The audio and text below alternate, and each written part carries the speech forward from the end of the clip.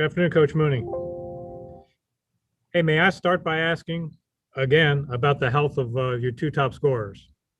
Yeah, so Blake did more yesterday than he's done in a little while. So he was, involved in practice. So right now, I would still call him a game time decision. We haven't practiced yet today, so I don't know.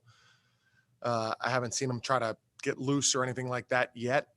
And he was a little bit sore, but he definitely has progressed more over the last few days.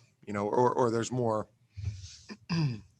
evidence of that progression, I guess, over the last few days than there had been. So that's positive. Grant, we've spoken. He's not going to play for the rest of the tournament.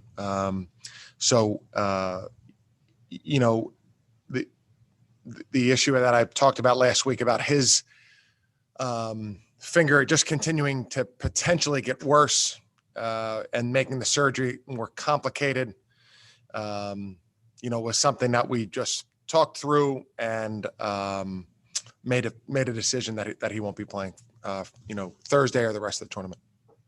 Hey, if I can follow up on a brighter note, the Spiders hung in very nicely against Toledo early last Wednesday behind Tyler Burton's outside shooting. This wasn't a big part of his game as a freshman. It has developed more. Did you see that coming in terms of his recruitment and what he's shown you in practice? Because he's shooting it much better than he did last year.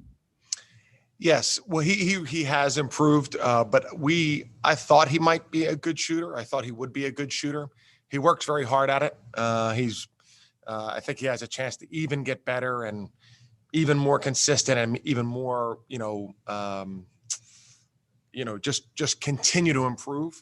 But yeah, I think that originally we probably, his athleticism and his rebounding and, he's such a team player, really such a great team player were the things that really stood out to us. When we went up to see him work out with his high school team and things like that, we noticed his shooting was better than anticipated. And then, I don't think he was necessarily a poor shooter. I don't have the numbers in front of me, but I don't think he was necessarily a poor shooter, but just, playing as a freshman, not playing as consistently or playing as many minutes, probably not enough time to develop enough confidence and things like that. But he has certainly improved, and he really does work at his shooting, and I think he'll continue to get better and better. Thank you.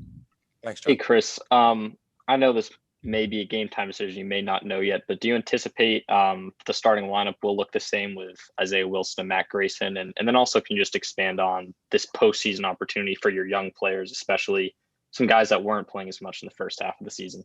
Yeah, sure. I would anticipate us starting the same lineup. Like you said, that will be a game time decision. But, based on what I saw yesterday, being 48 hours away, I'm hoping if Blake continues to improve, I think he'd probably be available. But, I think it'd be too early to say anything about the starting lineup, and I would anticipate that we start the same lineup. In terms of the postseason, yeah, I thought that was a really, impressive gutty win the other night. Toledo won the MAC. Saw how good Ohio was in the NCAA tournament, and to be down early, I think that was really, really good for us. And we got great contributions from everybody who played. Jai Bailey, who I'm really high on, think has a chance to be a really good player. Isaiah played his most minutes and played very, very well. And then Sal and Matt did a great job. I mean, they scored inside, but they also defended very well. They helped in so many ways. Of course, we ask our centers or our bigger guys to do more than most teams in terms of handling the ball and making decisions. And I thought they did a great job all night and were, really instrumental in us winning.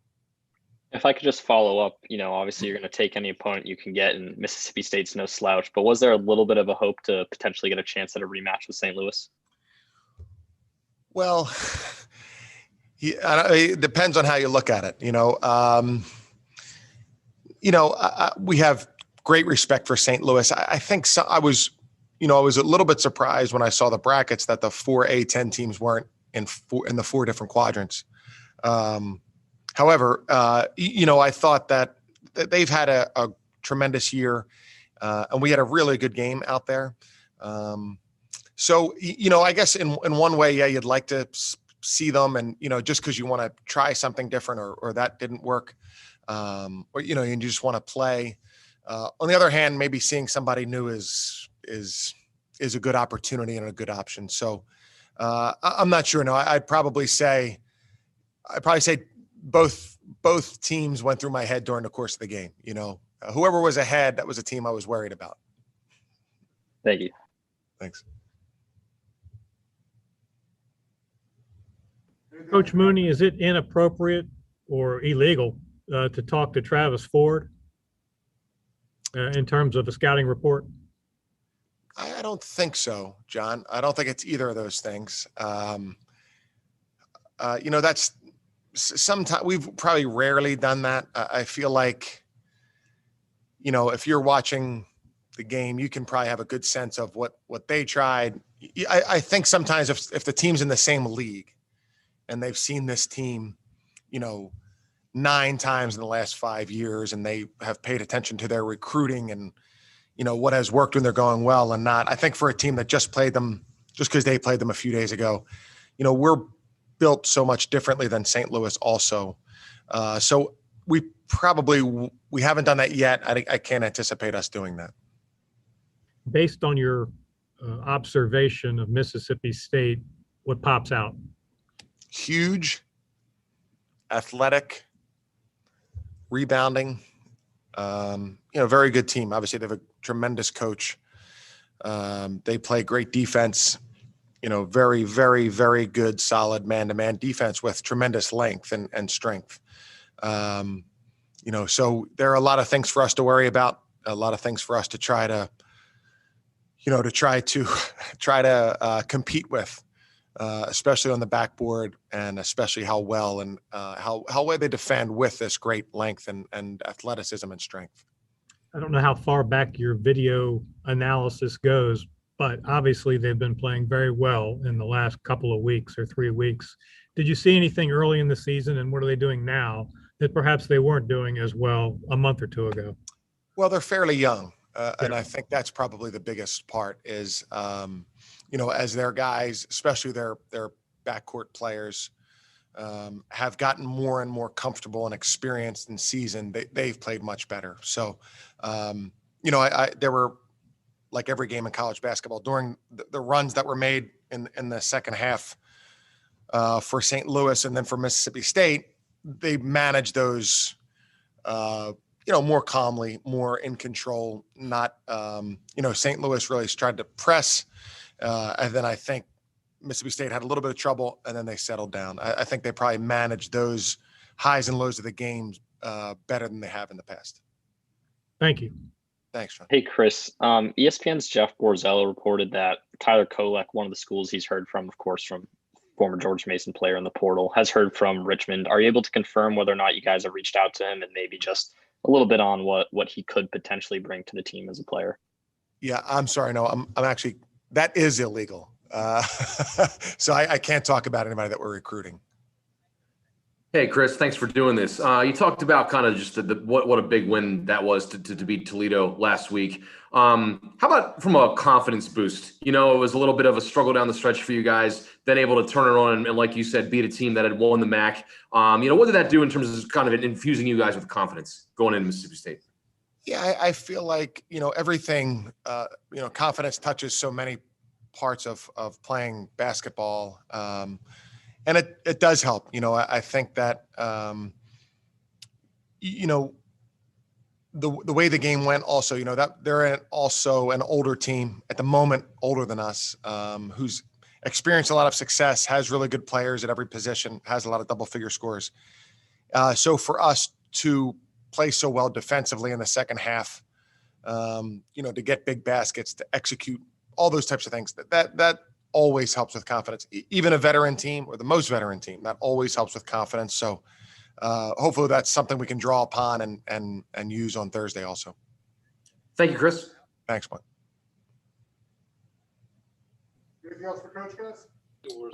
Yeah. Hey, Chris, I know this is probably not the way you drew it up, but once the season started, you probably had notions that you would be the last men's team in the state playing in March. This is not exactly the way you draw it up, but you are there. Is there a certain amount of pride in the program that you guys are the last one standing? You know, I wouldn't necessarily think of it that way, Lane. We're definitely proud to be playing and proud to be in the NIT, but I wouldn't necessarily think about it that way. You know, there's been, certainly bad luck, for Virginia, terrible circumstances for VCU. I feel like, I don't necessarily, I wouldn't measure it that way or look at it that way necessarily, but we're proud to be playing and hope that we can play great on Thursday. Chris, do you have any familiarity with Kim English, named Mason's coach a couple hours ago? I do. We recruited him a little bit out of high school. So sad to say. Richmond? At Richmond, yeah. Yeah. And then we played, he was on Missouri. He's a great player at Missouri. And we played in the South Padre Island Classic. And actually, we won that game. And who did we beat the night before, John? Mississippi State. There it is. All comes together. Amazing. Instructions are packed for 4 days. Is that the idea? Obviously, you're not coming back this time. Yeah, sure. We'll be down there and really hope to advance. I mean, this is a tall order. This is a really impressive team physically. Some dynamic and talented guards, and then great size and a tremendous coach. So this is an opportunity for us, but it certainly is a big challenge.